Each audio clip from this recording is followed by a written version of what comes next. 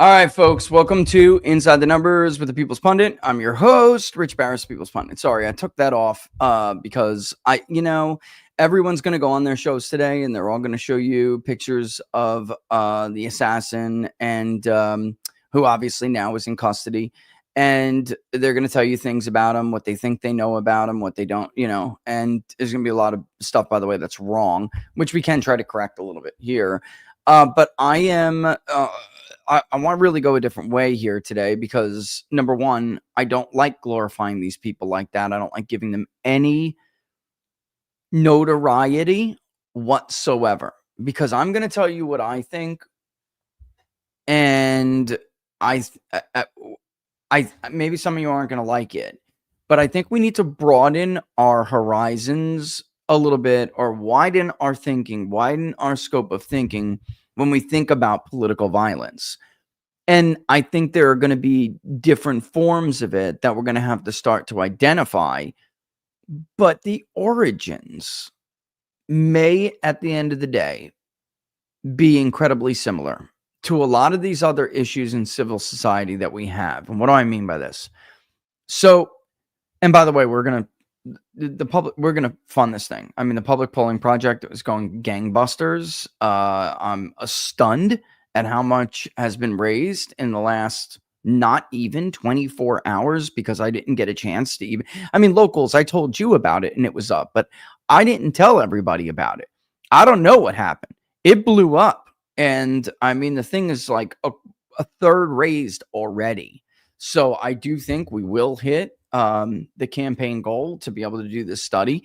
And I want to talk a little bit about this today because I think this is how my thinking is going to determine how we want to approach this with the questions we want to ask and the approach we want to take.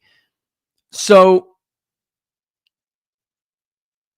this, to me, looks like a guy who, and I guess I got to tell you guys some things about him to be able to make my point, but this is a white 21-year-old or 22, right?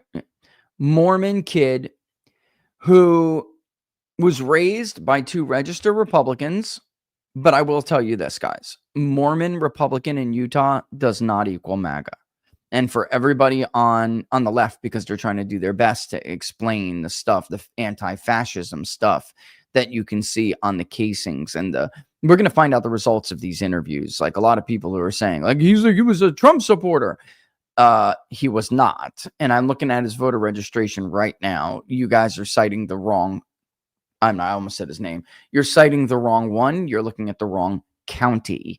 The voter registration for that particular person is in a different county than the one that you're seeing circulating. Because, of course, he was not particularly politically active, as the investigators said, until fairly recent. And I think that tells us a lot. I do. First of all, we don't know that he was from this great family. If you judged everybody's family by the pictures on Facebook, you'd be duped a lot. Human beings are very good at hiding the skeletons in their closets. And sometimes we look at a family and say, like, wow, that's the Ozzie and Harriet traditional American family. But that's not the case. You don't know what goes on behind closed doors.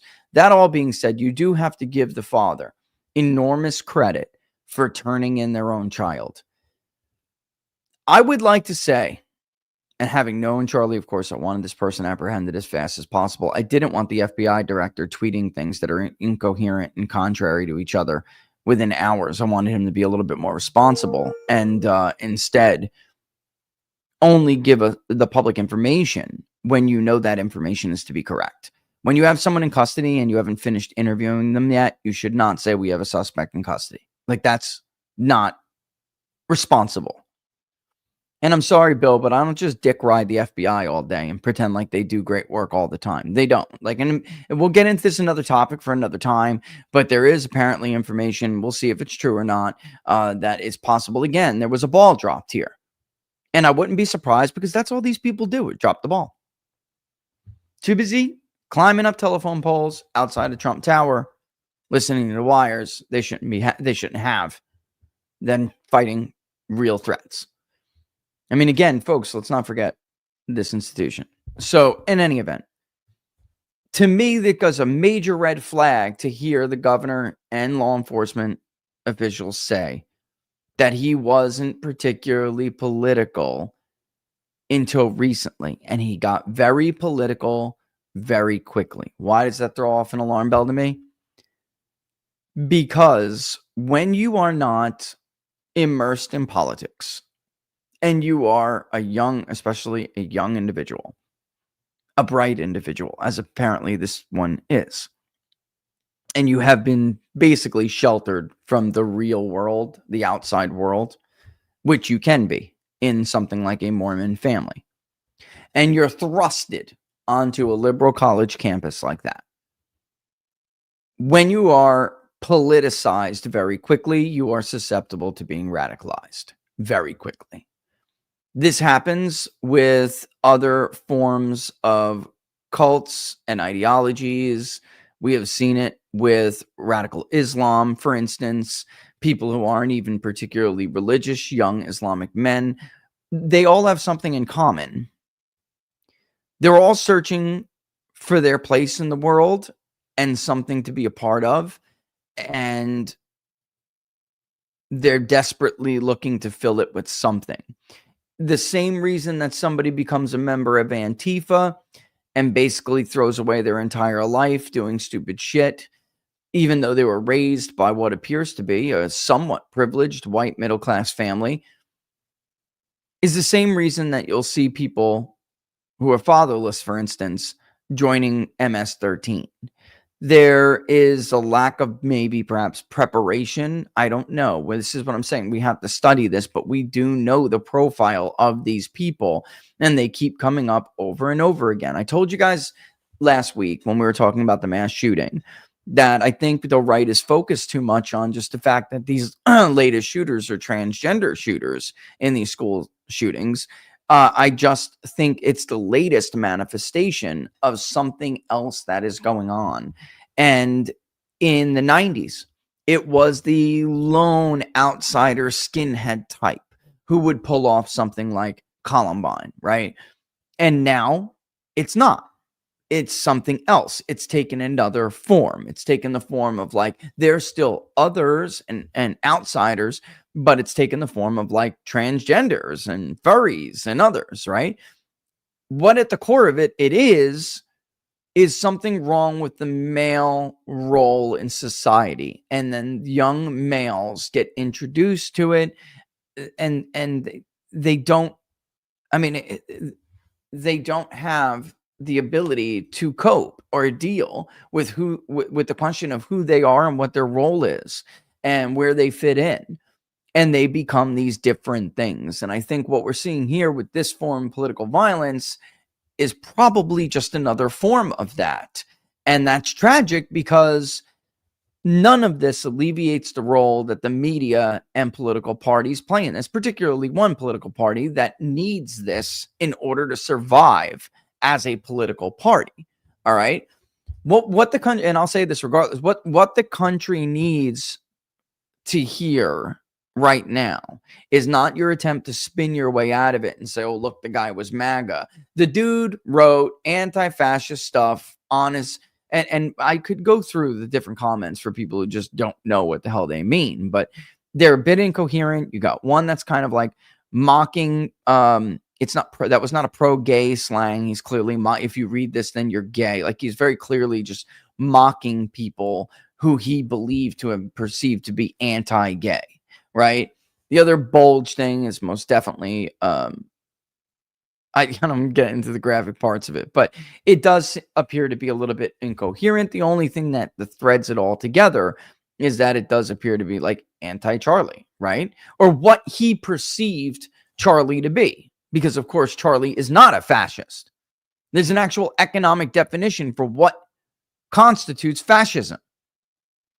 And it's not remotely close to what Charlie was or who Charlie was. So, yeah, I mean, that's what we're going to get into a little bit here today. But the red flag that went off in my head is that it became very political very quickly. We have seen this with lone wolf terror attacks in the United States. young men who weren't particularly religious at all. And then within 6 months to a year, they find the wrong mosque or whatever it may be, get radicalized in a super short amount of time. This is something, of course, feds know about, and they're aware of this. And I think that there's like a support system in media and the entertainment industry and academia and a party that wants this. There's like a support. I do think they want it. I'm sorry. I do think they want it. I think in some ways, I was talking to somebody before the show about this.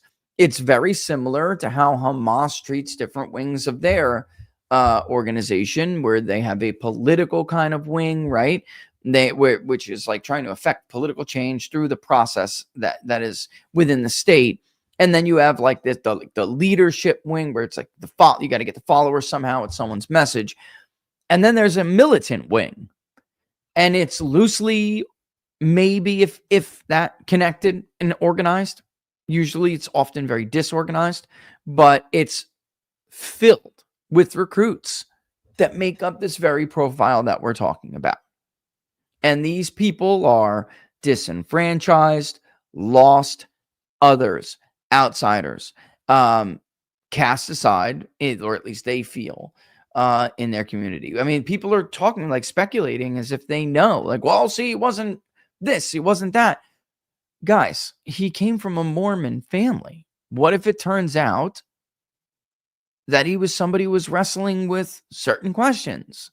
And I mean, we just don't know yet. But because he came from a Republican household does not make him a Trump supporter. That's insane. Very clearly, Charlie was seen as somebody who was one of the president's most loyal advocates, you know? And by the way, there's a couple of things I want to say before we can continue going in here. And that is one,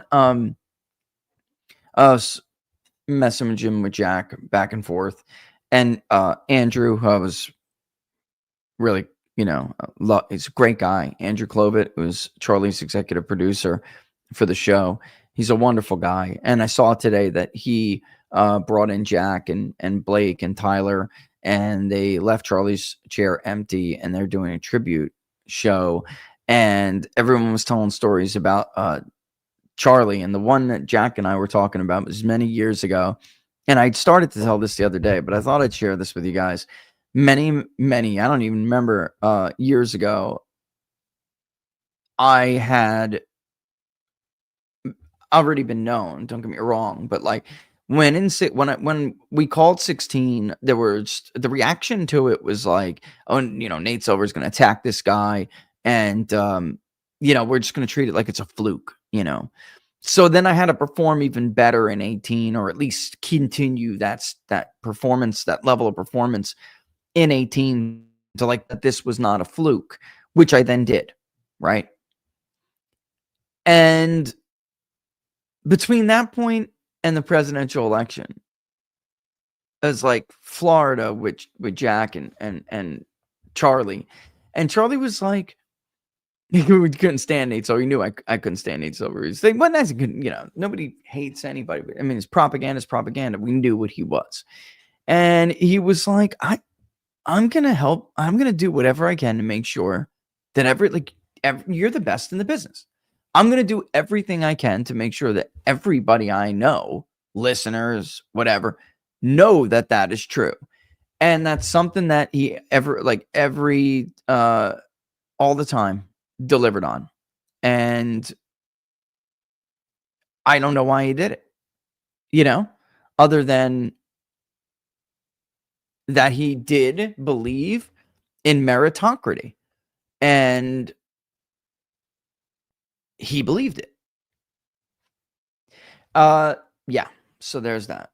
And also some of the stuff, I'm glad Stephen King did apologize, because it's hard in today's society, to get somebody to apologize.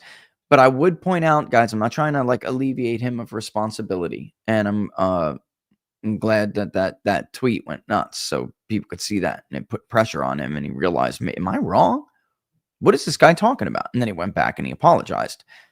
People don't apologize often, but I do just want to point out, because this goes to what we're saying, what I'm trying to convey today, and we have to think about this when we're like, we can't just do this study and ignore the fact that there are other institutions and entities that are culpable. They have culpability in how these things devolve into these tragic situations. And I think that tweet and that whole thing with Stephen King shows the apology itself demonstrates that Stephen King, in fact, did believe that Charlie Kirk advocated for the stoning of gay people.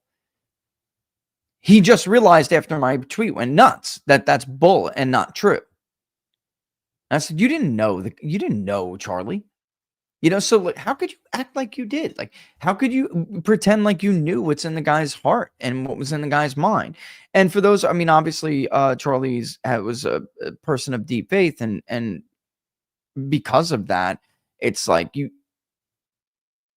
it's not, and I think I feel this way as well. It's not for me to judge somebody based on their sexual orientation. I don't think that's for me. That's up for God.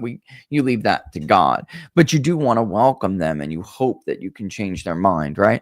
And you hope that you can at least not change their mind. You can see that you can show them that this is why you have that. Not that you changed. This is why you have that position. Not that you're going to change their mind from being gay, but they don't look at you like you're bigoted. You can change their mind about that. Like, look, this is why I have the position on traditional marriage that I do. And I, would rather people, have that relationship and have family. Like, we need it for the human race, number one. But in any event, he still was one of the most welcoming people. Like, MAGA was more diverse in 24. It was younger, of course, but it was more diverse than any Republican coalition you guys have ever witnessed. And that includes people who are different colors, different sexual orientations, different creeds, different religions, if you want to separate the two. And Charlie believed in that. So, I mean, he wanted that. But Stephen King didn't know that. Stephen King simply was, I hate to use the V word, but it's true. He's a victim of the propaganda machine, the corporate media, entertainment industry, and it's all Democratic Party run. He is a victim of that propaganda machine. He believes these people are credible, that they're not lying to him. All right. When he read the New York Post story, I guarantee you, the New York Times story yesterday, I guarantee you he 100% believed that the New York Times had a source, and that source was right, and that there were not transgender engravings or words engraved on the casings. There were. The New York Times has not retracted that story yet. You see what I mean? So if you're somebody who believes, and Stephen King's part of the ruling class, he is. He's part of the elites. They believe that those institutions and those corporations, they're the credible and honest ones. Now, you're a grown-ass man, Stephen, so you should have verified yourself whether or not that information was true instead of just believing whatever the hell you're told, which is the irony of it. That's how powerful this propaganda machine is, guys. This is a man who made his living writing horror stories. And in many ways, if you watch things like The Dome, right, and some of the other Stephen King short stories that get turned into these series on TV, he writes against the man. But he doesn't realize he's a bitch for the man. Like, he literally believes everything that the man's propaganda gives to him. He swallows it hook, line, and sinker. It's ironic. It's crazy. And for people who are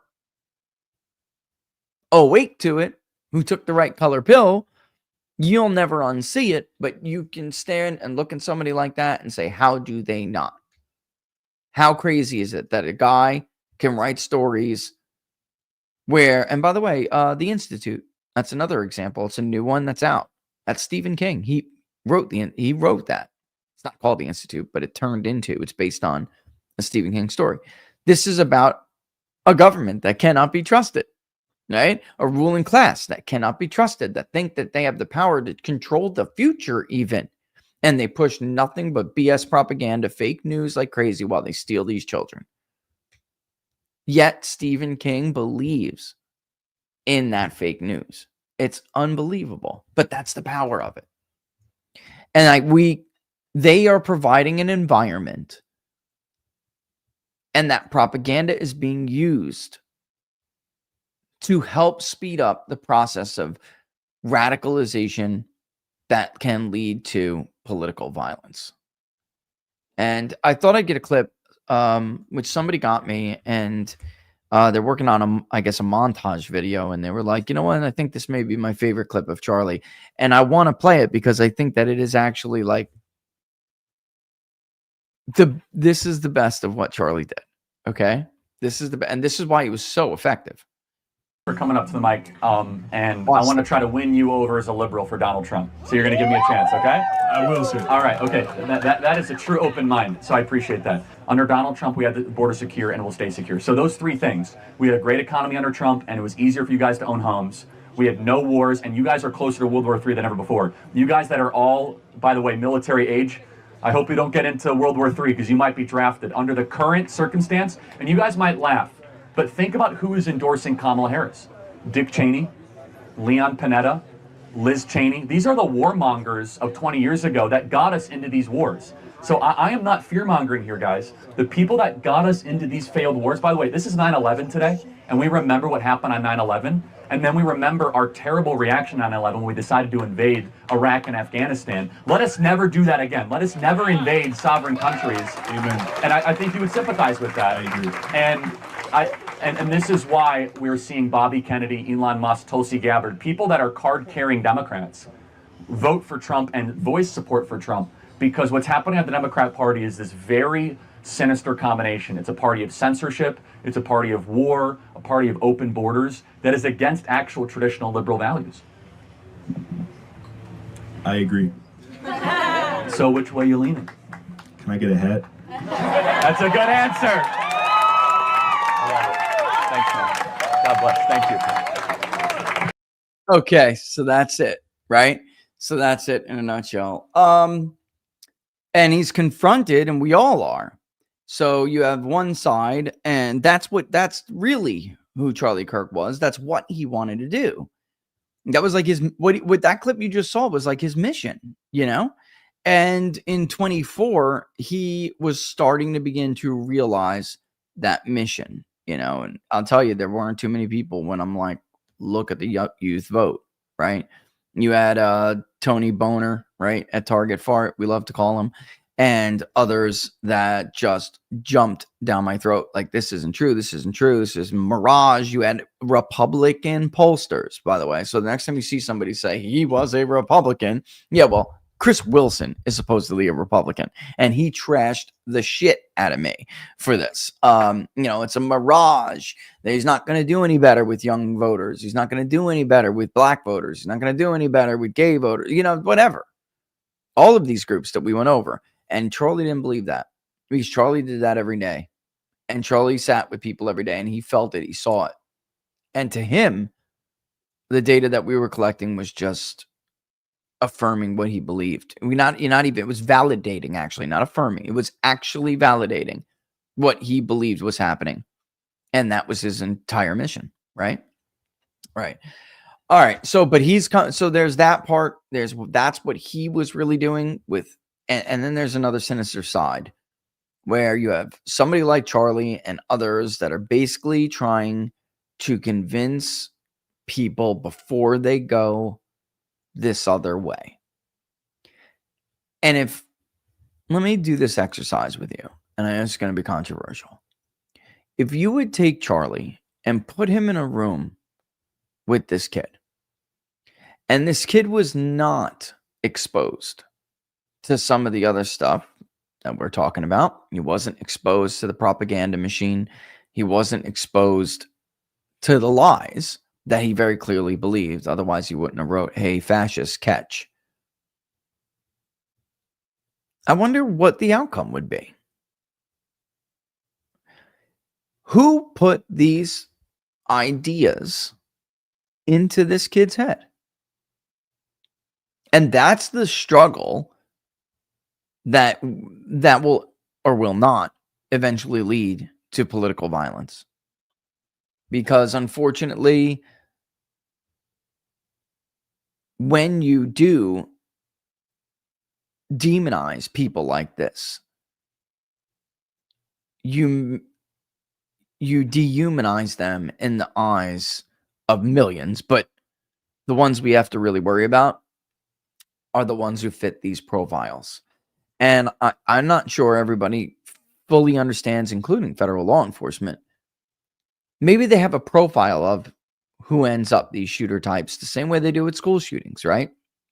But I don't think that they understand the different forms and fully understand their origins. And that's what I'd like to better try to do with this survey. Most people are going to go out and they're going to see things like, where is it? YouGov did it. They added it to one of their last minute. Where is it? Did I not grab it and put it out there? Yeah, here it is. All right. So you'll see this. YouGov will do this kind of thing. They'll put up, mind if I P polling numbers? You mind if I grab your stuff real quick? It's just the easiest way for me to do it. This is all right. It's a good question. I think it's an informative question. I just don't think that it's good enough for us to go, oh, which one's worse, Democrats or Republicans? I think we all know the answer to that already. And I think that this particular shooter is a reminder that sometimes you may have to look beyond the surface. And it could be in the end, this kid is like a hodgepodge of like Antifa and Nick Fuentes kind of like, because there is some stuff that I've seen. I just don't want to share it with you. I don't want to glorify this son of a bitch at all, because there was just another shooting in Colorado, by the way. I really do feel like we're dealing with something like the same phenomena when it comes to the media contagion effect. I think we're dealing with the same thing. And I don't want someone else who's a similar profile guy to feel like this one's getting notoriety and that maybe he can go out and top him and do it to somebody. There's always the risk of a contagion event.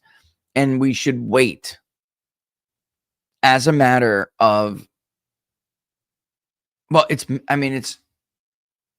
empirical evidence. I mean, we know it's about an average of 13 days or so. Did I keep that? I wanted to read this to you. I'm going to read the whole thing to you, actually, so you can understand it.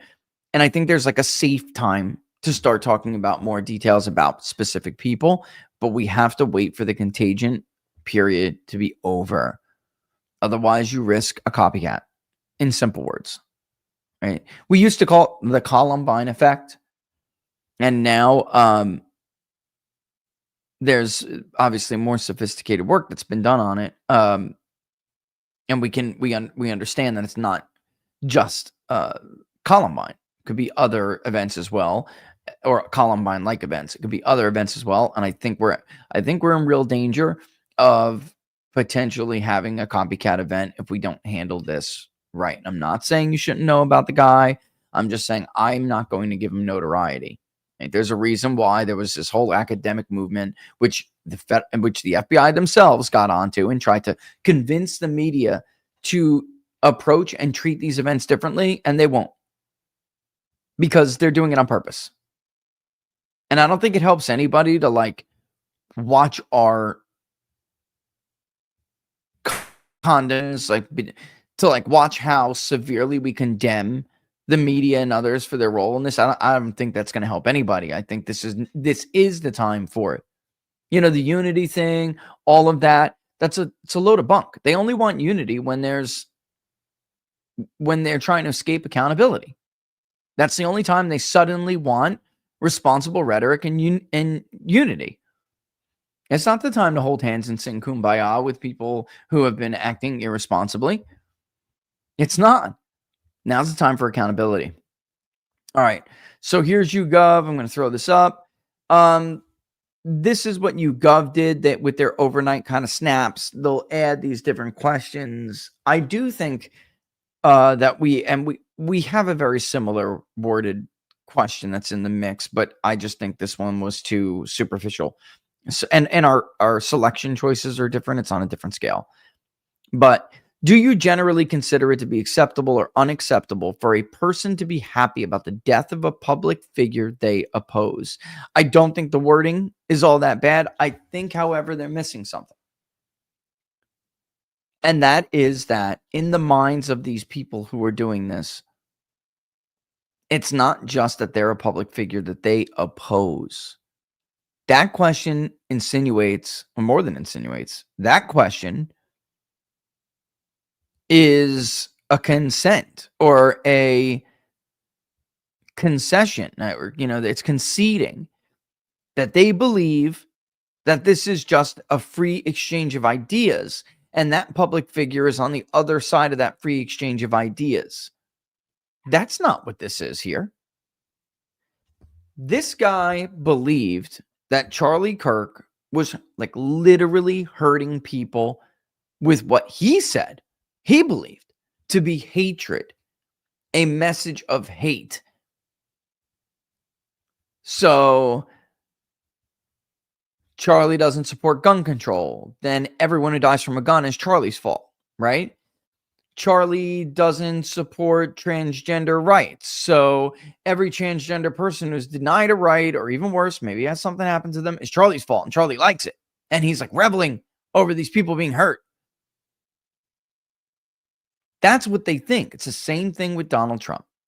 Donald Trump is Hitler, right? That's the latest. Before he was a stooge of Putin, right? I mean, think about how ridiculous it is for them to allege that he's both, right?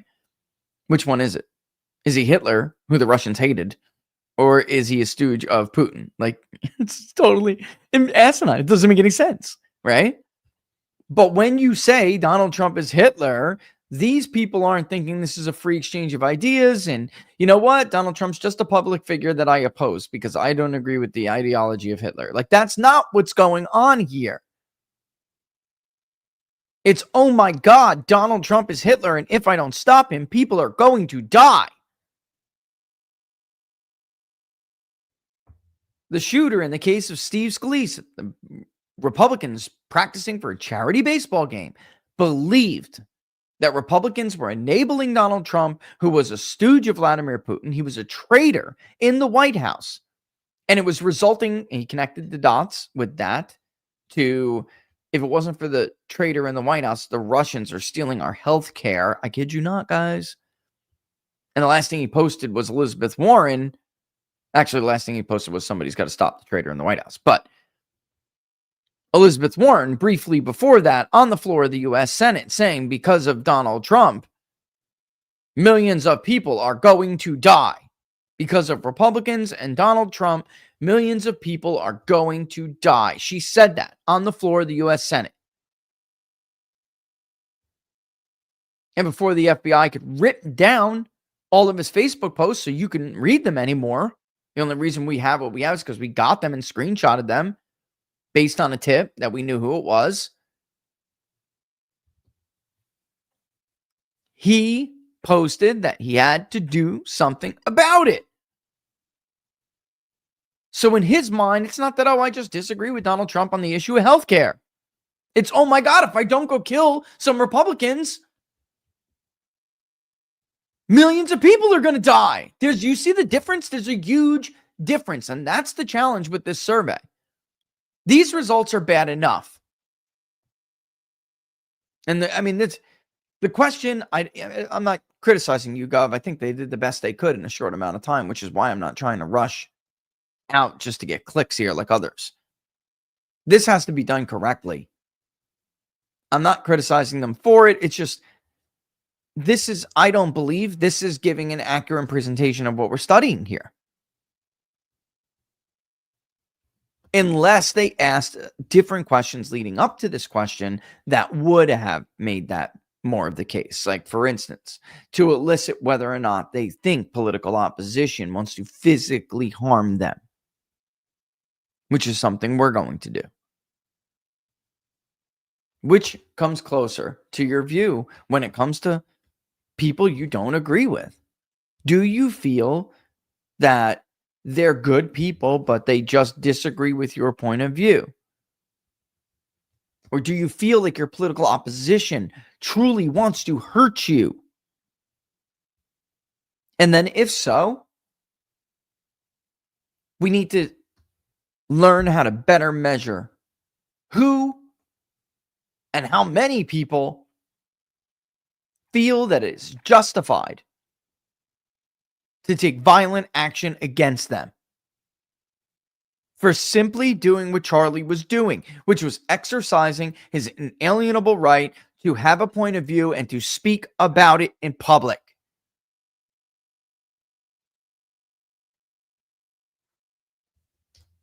Charlie was out there doing the most American thing you can do.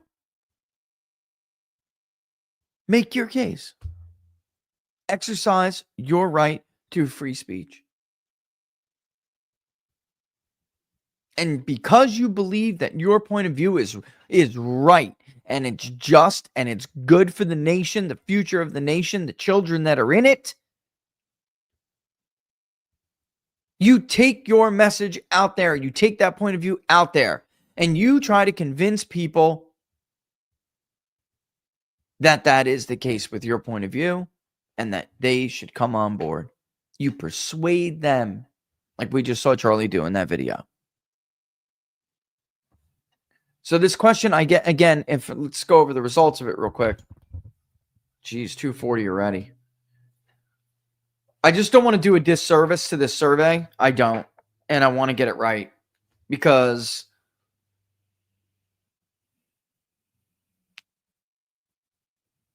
this has been done before.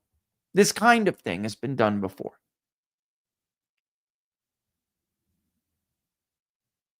Twice as many Democrats say that it's always acceptable to be happy about the death of a public figure they oppose. You can see that independents are much closer in line with Republicans.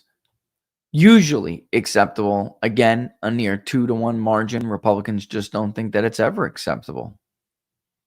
It's only 6% compared to 11, nearly twice when you combine that. And while that doesn't seem like a huge number, 11%? Let's say that the country is 37% Republican, 36% Democrat. I think that was the latest voter file model we did was R+1. Let's say that's just the case. You're talking about almost you're talking like roughly almost 4% of the American public. I mean, that's kind of scary. That's 15 million people. Totally unacceptable. Right? Wait a minute. So let's just round it to 10. Right? What is there? 330, 340 million. Yeah, ballpark. Usually unacceptable.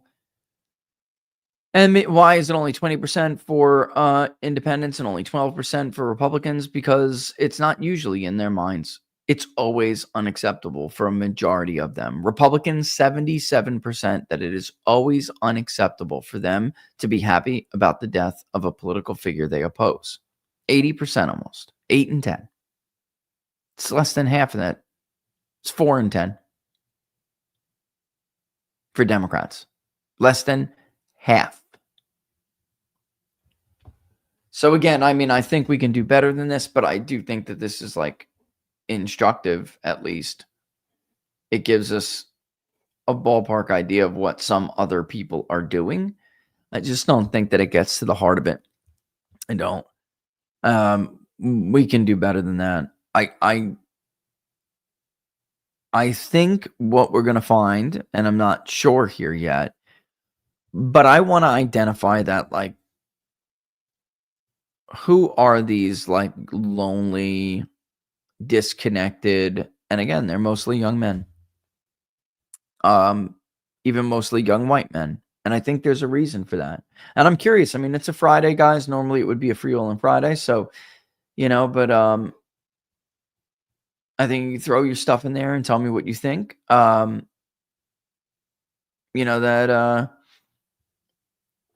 what you think why this is.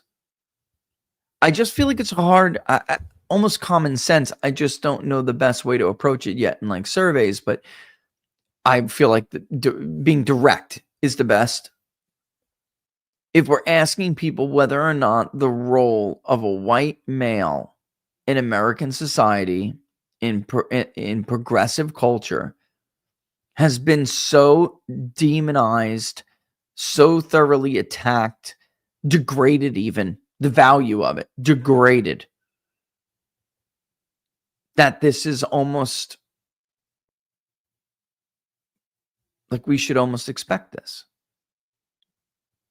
The modern phenomenon of mass shootings and public mass shootings, for instance, is widely agreed, widely accepted by academia to have really started in 1966 with the University of Texas event, the Tower event. That's an interesting time period, isn't it? I think that's noteworthy. Considering the Second Amendment's been around since December 1791, ratified. I think it's fascinating that the modern phenomena of mass shootings, especially school shootings, began with that event.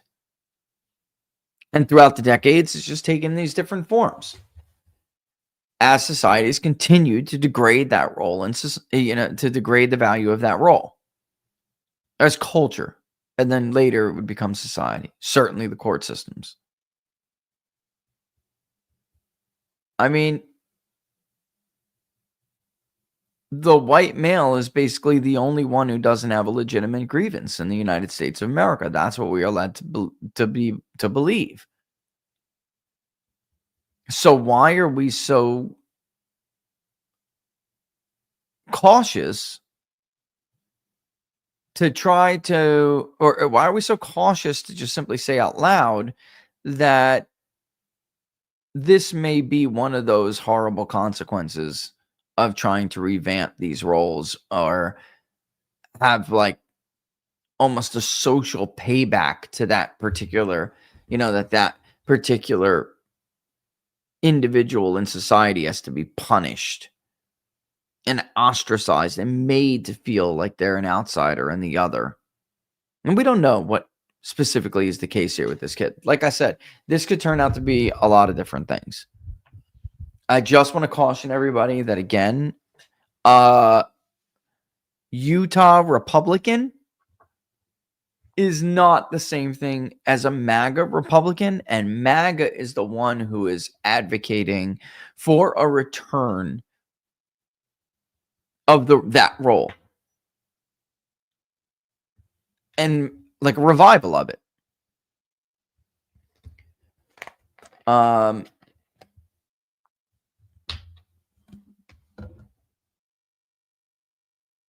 Yeah. So there it is. Yeah. Right. I mean, you could think all these different ones. I mean, I was joking with somebody that I was on the phone with. I mean, you got to try to find time to laugh, guys. But like, I couldn't even remember his name, but McMuffin, I called him and he was like, oh, right. And then he, of course, and see, I forgot his name already. That's how unremarkable this dude is to me. But if you remember in 2016, it was a Republican ploy to stop Donald Trump by denying him Utah. They felt that they could peel enough Mormon votes with Romney and Evan McMullin. That's his name, right? Evan McMullin. I just came up in my subconscious. But they felt that they could deny Donald Trump the electoral college votes in Utah. And if it was a close race that hinged and it was a tiebreaker kind of situation like Bush v. Gore, then Utah would actually have cost Donald Trump the presidency. Those were Utah Republicans who hatched that plan. So they're not exactly, not Utah Republicans, Utah Republicans in the Mormon church who had it. And so to make a leap that this guy was just, super MAGA and so was his family is like, you don't, until you know that, you don't know that. And then it's just, I can't help but, repeat this again. I just can't even imagine as a parent, though, what it would be like to have to turn your child in. And I would like to sit here and tell you guys that I think I would do that. Like, that's of course the right thing to do. It's a super hard, it's the moral thing to do, but it's super hard. And I don't, unless you're a parent, you don't understand. And I'm just thankful to God that I don't think I'll ever have to confront a situation like that ever. But I don't think they ever thought they would have either. If you look at this mother's post over the years, she was very proud of this boy. Very proud of this boy. Although several of those Halloween costumes, I don't know what the hell they were thinking. Like how that wasn't a red flag. He's dressed like that Pepe costume, Pepe outfit in one. He's got an unflattering Donald Trump, I'm writing on Donald Trump costume in another, next to his brother, who's dressed like a commando while he holds a gun. So I don't, I don't know. A little bit off the rocker to me. So don't be so quick to believe the Ozzy and Harriet thing. Let's see what on earth, what else we can learn about these people and their family as time goes on. All right, it's already 2:49. If you guys got any questions, I just want to read David's. The universities are radicalization zones. I mean, David, that's the first thing that immediately raised a red flag watching the press conference this morning. We already knew that the kid, well, not everybody, some of us did, know that this was a student or likely a student. And I did know his, not identity, but saw his picture before the public did. Multiple pictures, multiple views. And he looked like a radicalized middle-class white kid, radicalized by Antifa to me. That's what he looked like. And I mean, you wait to see, but there is some stuff that is like very clearly Antifa language. And then there's other stuff that seems like it's almost like a Nick Fuentes thing, like the Pepe outfit for Halloween. And I'm not sure if you guys ever saw it, but I'm not going to go putting it up on the screen. You can find it somewhere else. Like I said, we have to be very, very careful with the notoriety that we give to this boy, this monster. We have to be very, very careful because we can inspire something that's very tragic. All right. Let me see if I can actually get this. Well, you guys, if you guys have any questions or you want to ask me something, I'll do my best to answer it. But I do want to read this contagion event thing that I don't think I've ever read this to you guys before. I don't think so. But in the meantime, give me 30 seconds. Let me take a puff of my vaporizer off camera, and we'll come back and we'll read it, and we'll look at a couple of studies, which was really all written about on People's Pundit Daily anyway, after a similar event that we saw in Colorado. And once we do, I think probably you'll get a better idea of what I'm talking about here. But I will not be comfortable until the end of the month talking specifically about this person. I still don't even like talking about the Scalise shooter because I almost feel like there's always exceptions. I don't know. There are always exceptions. And when this is a political nature, I feel like it's constantly being made relevant again. So the contagion effect almost never goes away. All right. All right, let's take a 30-second break. When we come back, I'll get into that. Don't forget, you're watching Inside the Numbers with the People's Pundit. Don't forget, if you like the videos, to like them and to share them far and wide. All right, the best place, as always, to follow us is right here. Locals. peoplespundit.locals.com. peoplespundit.locals.com. We'll also check out how much money is sitting in the fund for this survey, which is remarkable. I guess you guys really were bored with do you approve or disapprove after all. All right, hang tight.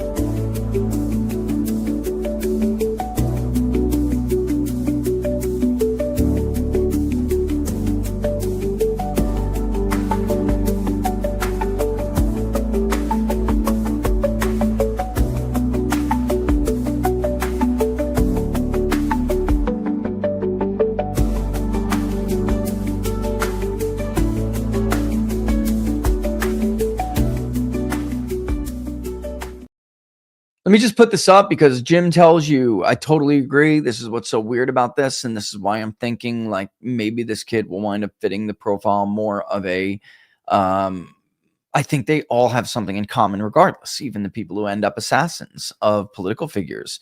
Look at John Hinckley Jr., Sirhan, a little bit different, but these are like outsiders, confused. And often when you read through their manifestos, they have this conflicting stuff. And Jim, let me put this up if you don't mind. That's true. He said Charlie was spewing hate. That's not anything a Groyper would say. That's true, Jim. That's true. 100%. All right. 100%. So it's, yeah. You like a 30-second break music? Cool. I do too. It was something else for a while, but we changed it. All right, let me put this up so you guys can read it. And I would say this to wait. New Yorkman, I want to say this. This is the thing and how they're going to twist this up, which is kind of crazy. And I think that people are like, well, how could he have like Fuentes like leanings and also Antifa like leanings? Because as I've told you over and over again, all of these people who spew anti-fascists are actually the fascists. They are. And even people who are openly state that they are fascists, like right-wing neo-Nazi groups, they don't advocate for limited government a lot of the times. They say they don't like this government, but fascism is it's not communism because it's not public ownership of private sector labor, private sector capital, private sector industry, okay? And then, of course, it's just public sector under communism. Fascism is the veneer of capitalism, that there's private groups, but they are directed on how to use that capital, how to use that labor, what to produce, modes of production, everything. They are directed by a central government. That is the freaking economic definition. All you hear today is like, this guy's anti-immigrant, he's a fascist. That's not fascism. Nazism, by the way, which had a particular ethnic component to it, separate from just traditional fascism, was unique. But that ethnic component did not make them fascists. They were fascist by ideology and added an ethnic component. And that made up Nazism. And we're not understanding that fascism really is on the left. And the only reason why communists and fascists of the 20th century hated each other is because they wanted the power than themselves. They thought they were the purest and best form of socialism. But they're both socialists in nature. The United Socialist Soviets, the Soviet Socialists.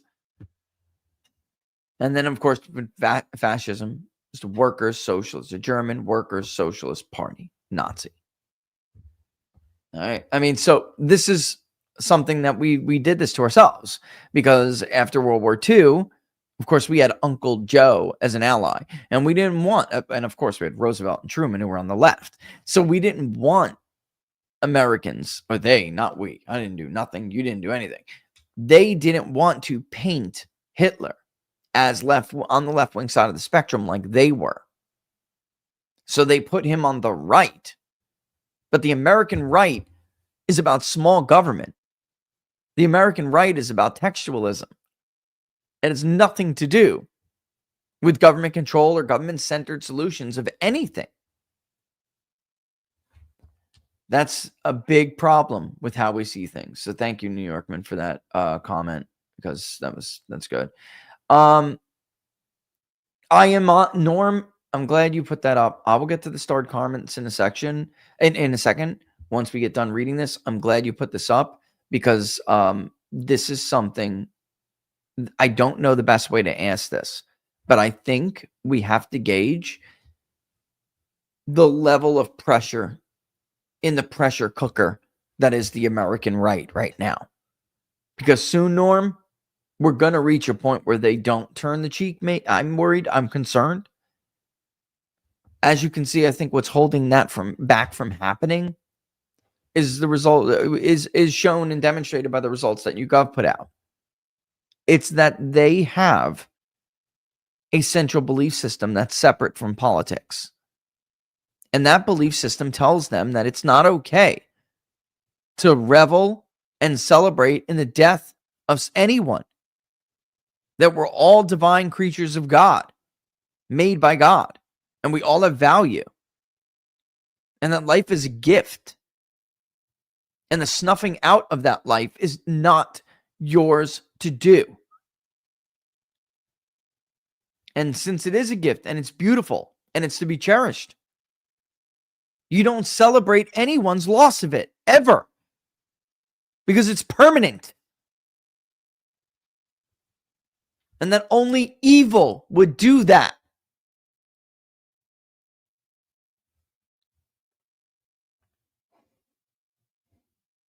Studies show the media inspires copycat school shootings, induces mass killings. There is academic and law enforcement consensus that media is the contagion, not the solution. At least not yet. And my God, how many years ago was that? Shit. Almost a decade. And they still haven't become part of the solution. Following the shooting at Marjorie Stoneman Douglas High School in Parkland, Florida, CNN held a town hall. They invited the now embattled, and he's gone now, Broward County Sheriff Scott Israel, a known gun control activist, gun control supporting members of the community, and Dana Lash, a spokesperson for the National Rifle Association. At the time, she was the NRA. The perpetrator's name, which will not be mentioned here, was spoken aloud countless times. CNN put its political agenda first and disguised it as a town hall meant to further the discussion on school safety. Given the wealth of data collected by academics and law enforcement agencies studying the phenomena, it's time for Americans to demand media outlets acknowledge their role in school shootings and mass killings. It's time for Americans to demand they take responsibility and proactive measures to minimize the likelihood of a prior mass killing inducing another. And by the way, we know it to be true that it happens with events like this, with the assassination of Charlie Kirk. Before we get into the data, let's first define what it is we're talking about and set a few parameters. A quote, mass shooting, unquote, is properly defined as a public shooting in which one or more perpetrators with a firearm murders at least 4 victims. By the way, the Washington Post took it upon themselves with their stupid little tracker to reduce the number of victims outside of the scope of the traditional academic definition. And so when you go to the Washington Post and you look at their mass shootings tracker, their database, understand that they have skewed it outside of the consensus and that have been pressuring. Other researchers, left-wingers, have been pressuring the field to do it for a long time. When I wrote this many years ago, this was still the consensus. Why? Because there are a number of reasons, which I don't really have time to get into, but 4 or more is more likely to share the characteristics of a mass shooting event than when you start to get lower on that spectrum between 1 and under 4. There can be other circumstances that don't fit the parameters of a mass shooting. Researchers in the field have argued that the modern phenomena of mass shootings began in 1966 with the tragic incident at the University of Texas. It's also important to first note that the data used in these studies may vary. For instance, one study may have isolated 18 to 29-year-olds, while others reviewed all age groups for potential copycats. Some studies included suicidal parameters, while others did not, and they should. Because we always hear the left, gun violence, gun violence, gun violence. The right perpetrates the most gun violence. The most gun violence committed is by suicides.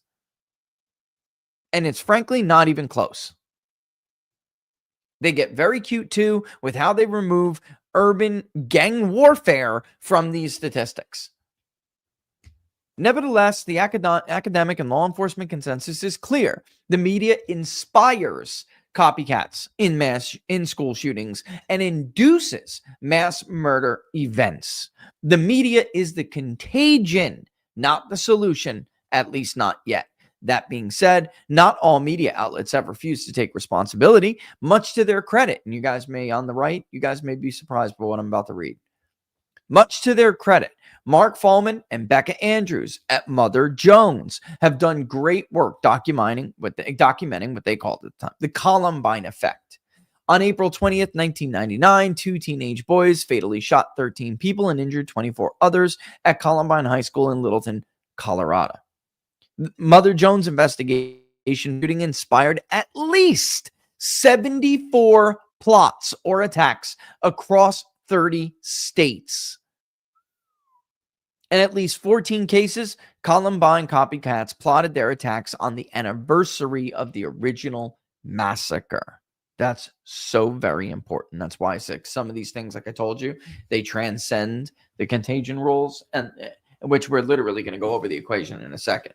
They transcend it. You have to be careful because somebody may, for other reasons of notoriety or some certain significance, they may decide to hold off. Even though they come out of that 13-day period, roughly 13-day average window, they come out of it because there's some level of significance of that date. Quote, individuals in 13 cases indicated that their goal was to outdo the Columbine body count. Unquote. Back to another. In at least 10 cases, the suspects and attackers referred to the pair who struck in 99, name redacted and name redacted, as, quote, heroes, idols, martyrs, or God. And at least 3 plotters made pilgrimages to Columbine High School from other states, unquote. Since Columbine, the Federal Bureau of Investigation has been devoted to researching the potential causes of copycats. Supervisory Special Agent Andre Simmons previously led a team of agents and psychology experts that researched more than 400 of these cases. Quote, they do this to claim credit and to articulate the grievance behind the attack, Mr. Simmons told Mr. Fulton. And we believe they do it to heighten the media attention that will be given to them. The infamy and notoriety they believe they'll derive from the event. This is why it is so incredibly important, by the way, that we do not allow cash just because you may support the person who appointed him, guys, to do what he did with Butler, which is just end it. No more left to see here. The president has now launched investigations into George Soros's NGOs. It's about time. Meanwhile, both his administration and the prior administration shut the book on the second would-be assassin who got caught in Florida. This man had deep connections to those NGOs, deep connections to groups that supported the U.S. intervention in Ukraine. Deep connection to groups that were funded by Ukraine oligarchs and funded by people like George Soros. In response, the FBI proposed the Don't Name Them campaign. Similarly, Tom and Karen Teves, whose son Alex was among the 12 killed in a movie theater in Aurora, Colorado in 2012, proposed the No Notoriety campaign. Academic research corroborates the assessment of law enforcement agencies, though the Columbine effect is referred to as a contagion. Contagion in Mass Killings and School Shootings, published in 2015, concluded there were significant evidence that mass killings involving firearms are incented by similar events in the immediate past. From that study, on average, this temporary increase in probability lasts 13 days, and each incident incites at least 0.30 new incidents, p equals 0.0015. We also find significant evidence of contagion in school shootings, for which an incident is contagious for an average of 13 days, and incites an average of at least 0.22 new incidents, p equals 0.000 or 0.0001. This is real work, right? That is a hell of a coincidence. Worth noting, the study excluded foiled plots where individuals were caught actively planning a shooting, but had not yet carried out their plan. So it's even more contagious that's what they're saying here, folks. It's even more contagious if you don't exclude foiled plans. They also stress that it is difficult to accurately assess how high of a percentage media-induced copycats represent because so many of the perpetrators kill themselves. In other words, we can't question them afterward. Why do we still believe they're media contagion cases? Because it happens within the period where there is an increased probability for a contagion event. Mass killings in the United States from '06 to 13, social contagion or random clusters. And by the way, many of these cases have overlaps to political violence. They're doing it, some cases for these like social reasons, and it's outward and it's very clear. Some of them have very unclear motives and ideologies and manifestos. And others very clearly do. In the cases of the recent phenomena of trans shooters, those are political terrorism cases in essence, folks. Political terrorism is the act of violence to achieve a political outcome or a political change. They're doing that in the hopes that, that they stop this fake, perceived this hunt that is occurring to them and their friends. When, of course, there is no hunt. Anyway, it was published in Mass Killings in the United States from '06 to 17, Social Contagion, a Random Cluster. It was published in 17. Questioned the short-term contagion. However, the study warned of a longer-term copycat effect, which is what I was trying to allude to before. Indeed, many perpetrators cited events that took place before they were even born. Reducing media-induced mass killings, lessons from suicide prevention, which was published most recently when I wrote this in 18, was even more conclusive. General imitation requires the presence of some model to prompt imitation, and we suggest media reporting methods as a prominent model, inspiring future mass killings. In other words, cut that shit out. James and Mendel and Jonathan W. Ivey, the authors of the study, go on to, quote, evaluate media reporting guidelines and imitational behaviors to identify reactive and proactive strategies that could minimize the likelihood of one mass killing inducing another. Yet another study, don't name them, don't show them, but report everything else. Not only found that media-induced events are real, but also more deadly.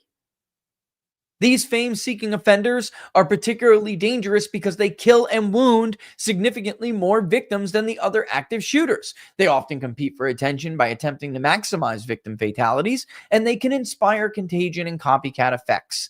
However, if the media changes how they cover mass shooters, they may be able to deny many offenders the attention they seek and deter some future perpetrators from attacking. These findings have palpable implications. Big media, a term we use, obviously, to refer to the cartel of corporate media outlets, have always been supportive of gun control agendas. That not-so-subtle support generally took the form of an anti-NRA or anti-Second Amendment storytelling narrative. But in recent years, it has transformed into production news and blatant activism, as we saw with the CNN town hall that was cited in the beginning of the article. In their desire to strike at gun rights, while the iron is hot, they ignore all the impact their coverage may have on deeply alienated students prone to committing these acts, let alone the causes of their alienation, this is where I'm going with this. We need to find out also what the causes of those alienations are. Americans must start to ask themselves whether they will allow this big media to continue to put their political agenda over the safety of our children and our loved ones. In turn, media executives and journalists must start to ask themselves whether their political agenda is more important than their children and their loved ones. I think we got our answer to that 10 years later. Their agenda matters more. Bannon was right this morning, in case you didn't hear it. It is a political strategy. Maybe the news consumer doesn't understand what I just read to you, and you do now, but they always did. So, when we're talking about a situation like with Charlie Kirk, they know what they're doing. They know what they're doing. They don't give a shit. How do you unify with that? I don't think there's a possible way forward with that. We have to figure out what forms these acts of both political and non-political in these cases, but we're more concerned with the political, and I'll tell you why I am right now. Because I think it's an easier problem to solve at the moment. We, of course, have to get down to the overall issue of these. I was talking to somebody, and he's got a law enforcement buddy, and so do I, and we were shooting it yesterday about this before the pictures. We knew we were going to get some pictures. And they were like, what do you think? And I'm like, I guarantee you it's a young white kid. A nerdy looking son of a bitch. I guarantee you. Probably never had a girlfriend.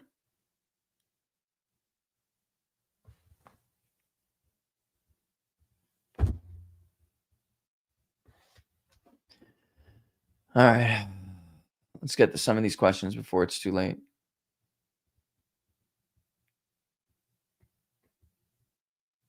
Oh, wait a minute. What are we talking about here again? They didn't drop the ball. It was the FBI not wanting to arrest one of theirs, and King only apologized because he was going to be sued. Yeah, you're probably right about that. Probably.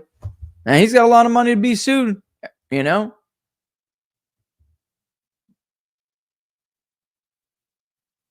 And in the case with the FBI, there are many times when they didn't drop the ball base. Whitey Bulger. I mean, we can only go by the past behavior of what we know from these people. You can't give them the benefit of the doubt.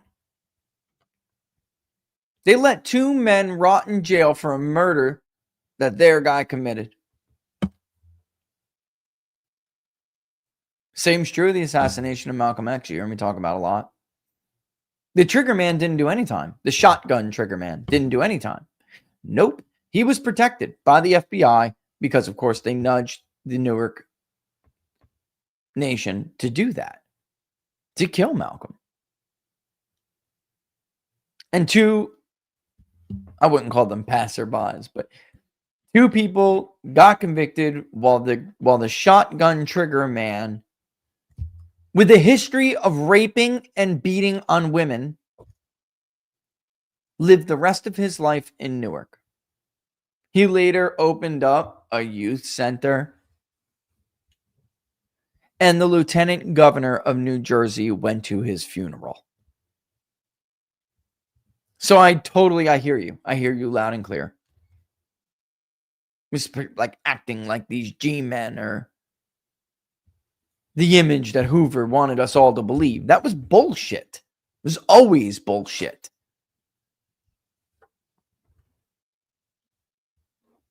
I heard this. Donald Trump is now going to look at George Soros and his son, Alex is his son's name, on RICO charges. What the took so long?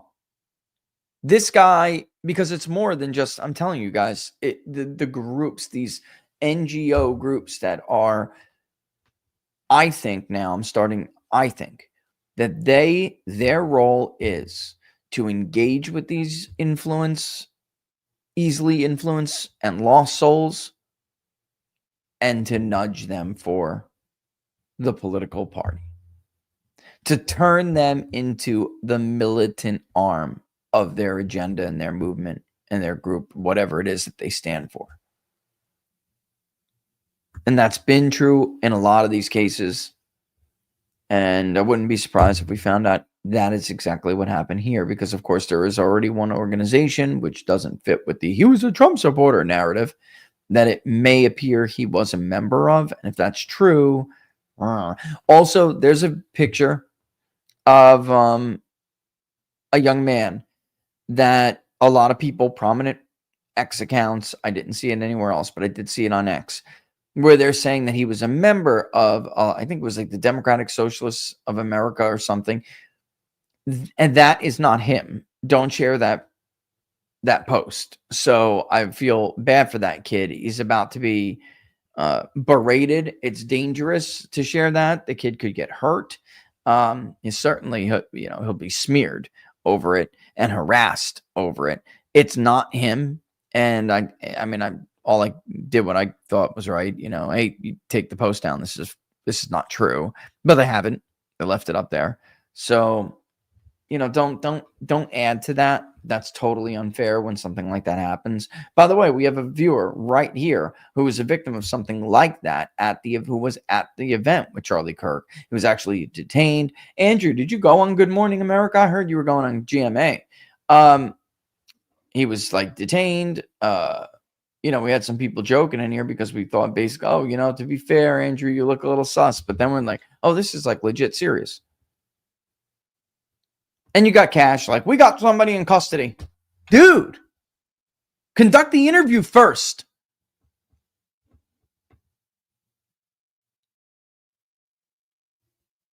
All right, let's keep going. We'll come back to locals. I can never put your thing up unless I do the Rumble thing. But Norm, here we go. This is idea for a polling question aimed at the right. Would they look the other way now regarding political and violence or want revenge? Not sure how to put it. Me either yet, but I absolutely understand what you're saying. And this is what I was talking about with the pressure cooker, guys. I'm very concerned, despite them having a central and core belief system that values life. In fact, at some point, the right does believe in self-defense. And at some point, I'm concerned the right's going to come to the conclusion that they're being hunted, whether it's by a prosecutor,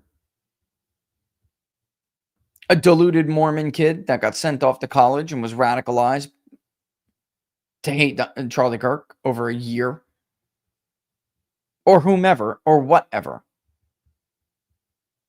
that they will come to the conclusion they are hunted for these reasons by these people and lash out. So I hear you, Norm, and we're thinking long and hard about this because I don't want to ruin the results of the other questions, but maybe we just simply put this question, which has to be worded right. We put this question after those other core questions about belief systems. And I really think there has to be some kind of hybrid or there's a moral trait survey, and it's been developed for various things. And we've done it. Barnes and I, too, have used it in voir dire to be able to understand certain people's belief systems. I almost feel like we have to weave that in somehow, Norm, because if they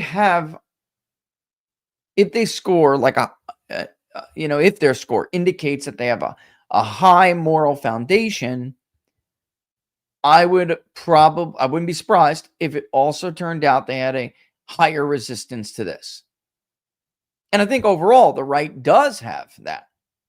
And that's what's driving this higher resistance. Like I said, it's ultimately coming from their moral foundation, their separate philosophies and ideologies or spiritual beliefs, whatever, but they're separate from their political ideology, and they serve as a moral foundation to them.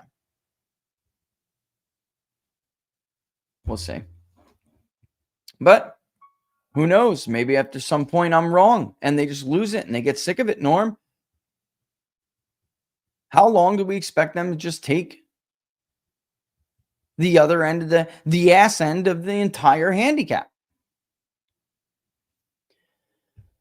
Fed posting is insane right now by bloodthirsty pagans cloaked in Christianity. Power is the only sacred thing to the left. Hassan Piker immediately pushed gun control after hearing Kirk got shot. I know. And there's some others on the right that I'm like, dude, I'll be honest with you guys. When I saw Candace Owens' video, I was pissed. To take this opportunity to say, you know what? Charlie was in a spiritual battle and he was coming around. I know he was. We talked about it. He was coming around to seeing things my way about Israel. Are you kidding? Are you such a narcissist that this is now the appropriate time for the conversation? Candace, my wife always said too, don't like her. Don't trust her. She's a narcissist. Well, She's a online social media pundit. I don't trust many of them at all. Although I did trust Charlie. And also, Lee, I would say this. I don't like the response from left. I don't. It's like, oh, this is totally unacceptable. But I strongly condemn political violence. But I'm saddened to hear about the tragedy in this Charlie Kirk. But that's all you're seeing. And that but is usually followed by a bunch of lies from the corporate media Democratic propaganda machine. We need a better, we used to call it the Demediacratic Party. We need a better acronym, and we need to start calling them what they are. What we need from Democratic leaders is an acknowledgement that the long-time strategy that they've used for political power to compare their political opponents to some of the worst figures in human history has got to end. They need to acknowledge that it has got to end, and they need to acknowledge that it is dangerous. And Hakeem Jeffries or Chuck Schumer or Barack Obama, who's still the de facto leader of the party, needs to come out and say, enough of this shit. Because some twisted 22-year-old kid who's not adjusting to college well could take it and be badly influenced by it. Which is the worst part, that it is lie. They are lies is the worst part.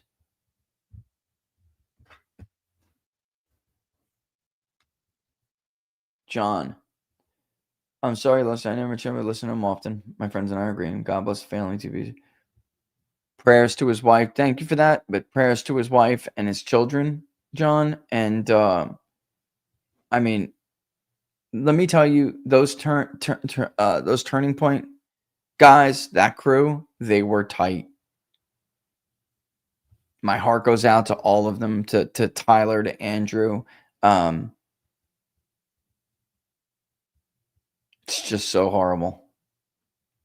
They were a family. They spent so much time together. Blake, they were a family. I'm just happy that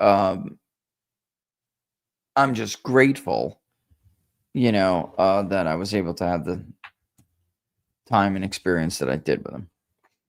He was a brilliant guy. You want to know what I think, guys? And I've always thought, and I told him, I think Charlie was going to be the governor of Arizona very, very soon.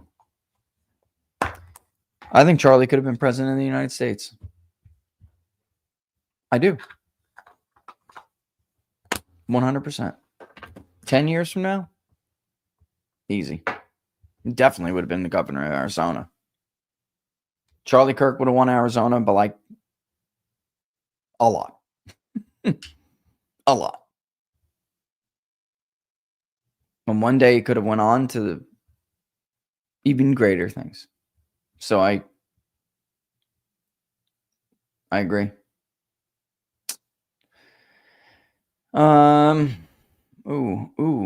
Life of Brian. Here's how you phrase it. There are some political positions or factions so awful that bad things against them. That's the kind of things I'm gonna, if you don't mind, somebody screenshot this right now. Hold on, I'll screenshot it right now. That's the route I was going. I just couldn't find the words for it right. I'm not, and I have to change it obviously a little bit, but that's the approach I was thinking too, Brian, because that's the way you have to phrase it, because that's the way it is in their minds. Do you agree or disagree with the following statements? And then have it on a traditional, like, strongly agree, somewhat disagree, strongly disagree, no opinion, unsure, no opinion. Actually, we may have to add a prefer not to. No, prefer next to say. Let them do it all. Let them be forced to choose an answer. There are some political positions or factions so awful that bad things against them is to be tolerated, even celebrated. That's how I would probably, something like that, Brian, is how I would write it. I love this. Love this. I was going to say something like, I was thinking along the lines of, there are some political figures with views so dangerous that violence against them is justified. Actually, those are two total, like, not totally different, but I mean, I think they both need to be, some form of them both need to be in there. Because now you're talking about groups and movements and ideas, where I was trying to get to the heart of like certain people and individuals. I love this, Brian. I love this. That's so good.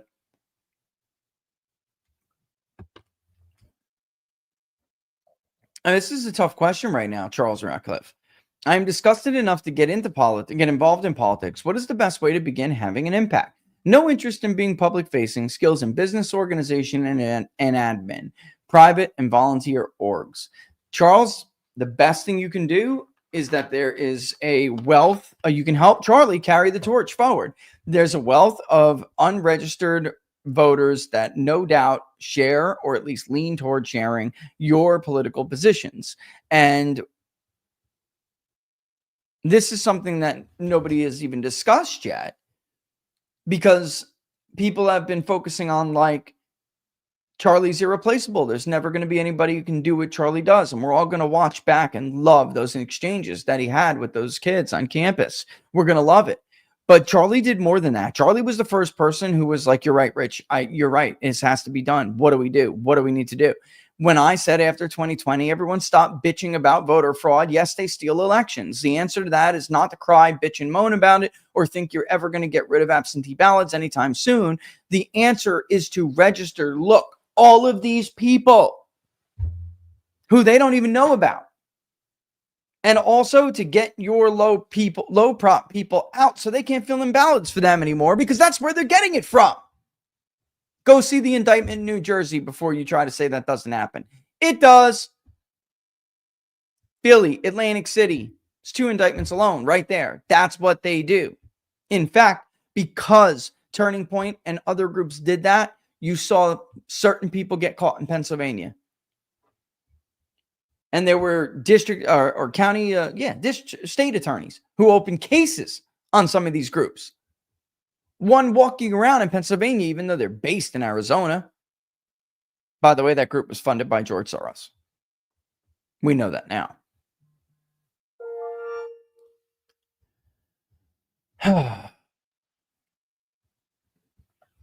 It's my daughter. Let me answer her.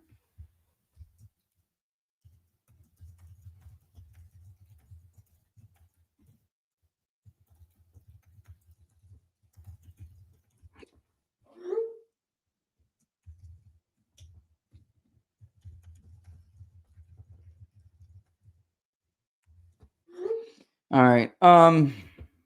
Yeah. You got to, I mean, that's the thing. Somebody's got to go do that. It's not sexy work. It's unsexy work, you know? But it's got to be done. Okay. Okay.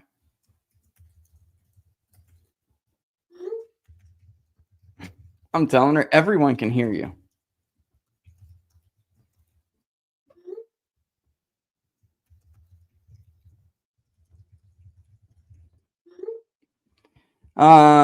That's what's got to, that's the thing that has to be done, Charles. That's the thing. And also, by the way, Charlie understood that there is a way to do it and a way not to do it. Republicans are different. Right-leaning people are different. The best way to start, Charles, is within your own corner. All right. Republicans are, or in Republican leaning or right-leaning people, the right mind is more susceptible to arguments from their friends or motivations from their friends and their family and their coworkers than people that just show up on their doorstep and say, hey, did you vote? The left is different. They will do it for everybody because it's like they're militant about it, but not the right. Let me go to locals real quick. Damn, Dan. That's a hell of a tip, brother. Thank you for that. Whoa. I mean, thank all of you, of course, but you shocked me a little bit with that, Dan.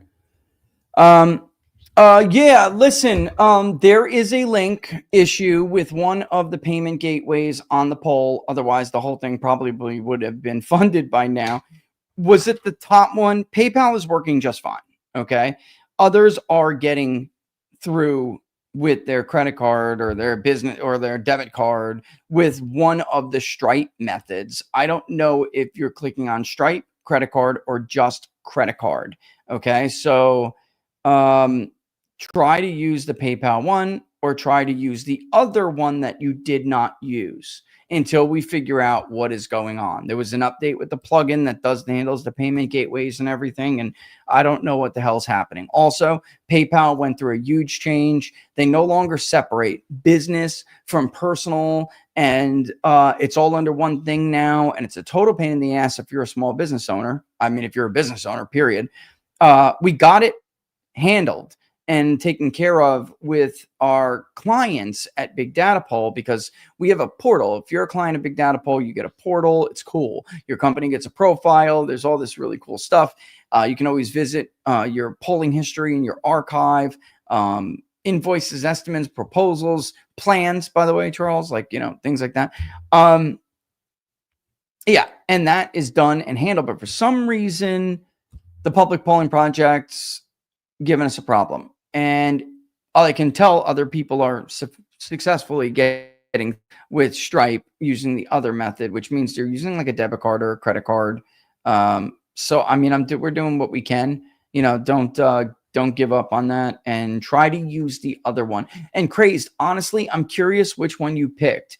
Did you pick the one that says PayPal? Oh no, Stripe credit card, or did you pick the one that just says credit card? If I knew that, it would help me.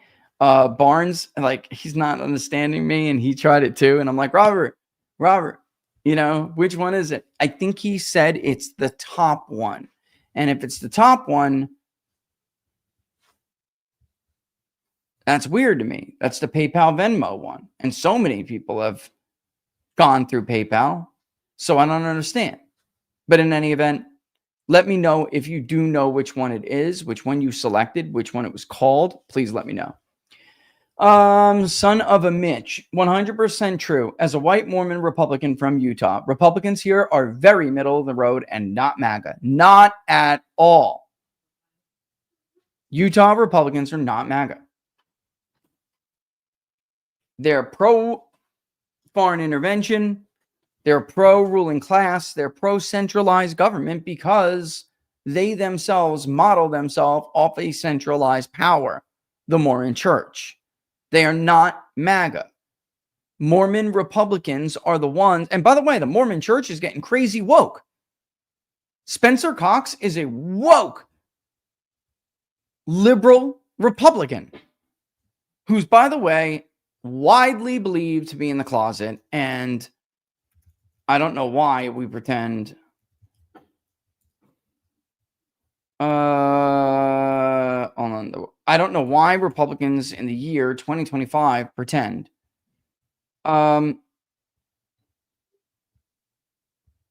Look, and here's the claim you'll get. Here's the credit you'll get for being a woke Republican. I'm putting this in the chat. Look at this. YouTube. Look at this. Locals. Getter. This is what you'll get. And Rumble, I'm so sorry, but it's going to yell if I turn this on. I'll try. Okay, it's muted, so that's cool. There you go. Look at that headline. From the very same, or was it Time Magazine?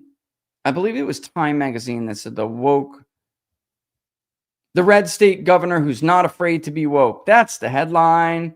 Let me send you this too.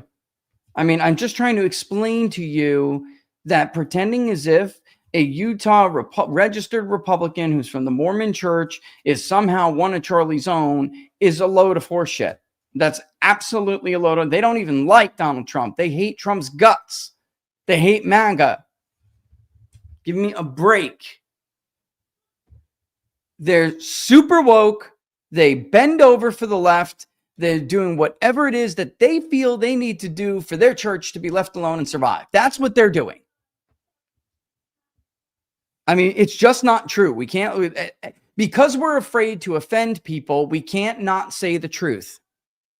That is the truth with the Mormon church.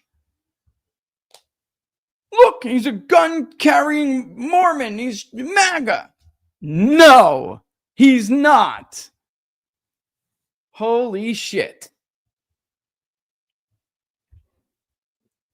I'm a mere fan who never had the pleasure of meeting Charlie, and his murder hit me pretty hard. Can't imagine what, can't not forget me. Can't imagine what his family's going through, but I'm going to miss Charlie a lot. Everyone, please donate to the Polly Pollen Project to help the scourge of, well, thank you. We have to learn about this, Dreher. Nobody's going to do anything about this. I'm like, I'll be honest with you guys, I'm like kicking myself in my ass because I knew this needed to be done after Butler. I knew it did, but like, there's no other way to put it. The president survived. So like part of you just moves on, and that was stupid. They force you to do that. They want you to do that until the next thing. And everybody wanted polling on the election itself. How would that impact the election? So, there was only so much we could do, and it was limited. But I knew then and there we needed to pay attention to this. And I made a fucking grave mistake. Not like I, could stop it alone. I can't. But like, it would be nice to start a conversation. And then maybe we can tone some of this shit down and we can stop some of these events, like, or at least prevent, whatever. Like, it's got to start somewhere. And I knew after with Trump, I remember when I got the news and the phone call, I was out to dinner downtown, my family waiting on the table. And I said it, I'm like, we have to find out more about these people. And and who they are, what motivates them, what's the contagion.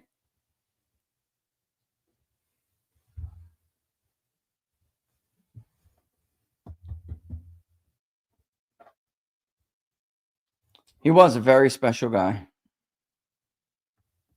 I watched content creators from England, Australia, and South Africa, as well as liberals here in the U.S. They were all horrified and sad. One lady from South Africa dreaded telling her grandchildren because she spoke of Charlie frequently. He made an impact. I couldn't go anywhere yesterday without people offering their condolences because, of course, they know who I am and that I knew Charlie. And it was like, I think to some extent, some people wanted, because they're going to miss Charlie as as his fans and admirers.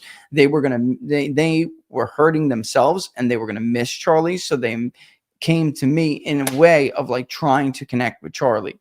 And I'm telling you, this is feeling different because it is different. Charlie had an enormous impact everywhere to so many people and to so many different kinds of people, groups, places. It's just a remarkable life. He's a historical figure. There's never going to be another Charlie Kirk. And, yeah,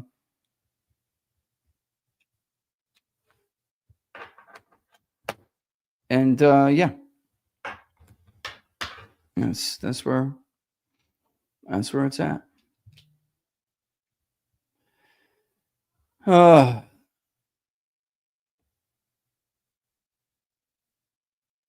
Andrew, what the hell happened to you?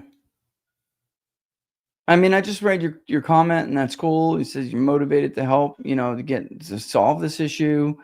What happened, man? How did you get in the middle of this? You go on Morning America, by the way. Good Morning America. I was looking for you to see, because I'm like, well, I'll just watch GMA and see what the hell the story is. But then I couldn't find a clip of it. And sorry, but I cannot stomach the entire show of Good Morning America. So I was like clicking, trying to shift through. But yeah, tell me what on earth happened here. Yeah, let me just put that up again so people can see that while I read. Whoa, that's the wrong thing.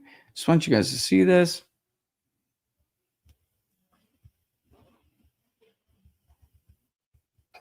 So, and what I think when it comes to these issues with mass shootings, I think the media wants them because they want to be able to keep talking about guns. They want all their bot accounts and their stupid idiot social media accounts to go on and on about gun violence, right? So I think they intentionally inspire. They become the contagion on purpose. They know they're contagious, and they inspire these events to be able to keep the pressure on, because cowardly Republicans after a while will fold to pressure from gun violence in the face of scenes of dead children. So I am saying 100% yes, and I don't care who's listening, I am saying that I believe the media is doing this on purpose. They don't give two shits about dead children, yours, mine, anyone's. They don't care. They're helping the Democratic Party push the Democratic agenda. And that agenda is to take your guns away, even though you're being hunted by their deluded foot soldiers. That's what I'm saying. Clear enough for you? I want to go get my daughter, if that's cool. Okay. All right. She's yelling at me. I did say that I would. You know what? I'll come back and do another thing a little bit later. Absolutely. Is that cool? Locals. That's we it. will be back for locals. You look gorgeous. I am in a tank top and cozy pants. And it's wonderful. And I love you. Kidding. All right. Go get your Yeah, gun. locals. It doesn't delete. I'm gonna get your comments and I'm gonna come back a little bit later and we'll go over the rest of yours because I missed but I got everyone's but yours. All right. Don't forget let me know if you're having an issue, please, on locals. Tell me, show me which button, not just the message. Which button did you press? That's what I need to know. Okay. Thank you so much to everybody who is doing the public polling project. This is incredible. I've been seeing this since like the 2020 election. I haven't seen something fun that fast. So very clearly you guys are with me on the need to do something like this. All right. Don't forget to like the videos if you guys like them and share them far and wide. All right. Hope you all have the best rest of the day that you can. And remember to hug and kiss your loved ones today. All right. All the best. Thanks, guys.